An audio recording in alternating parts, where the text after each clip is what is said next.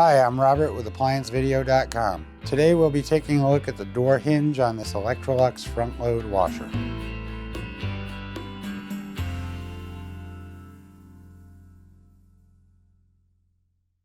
Stop! Before you begin any repair, unplug the appliance from the wall outlet. It is also recommended that you check for proper voltage. A faulty or broken door hinge on the Electrolux front-load washer will cause you to have problems closing the door, and the door will also be somewhat floppy when you're opening it. To replace the door hinge, you must first open the door and access the screws on the hinge. Click on the link below to view this repair video.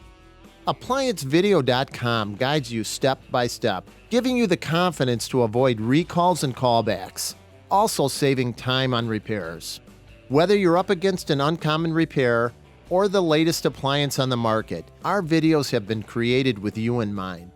Our growing library of videos have been produced using our factory-certified technicians who have extensive infield experience over the past 30 years. ApplianceVideo.com provides high-quality repair videos that anyone can follow, regardless of their skill level. We are here to help. Click on the link below to view this repair video and let us help you do it right the first time.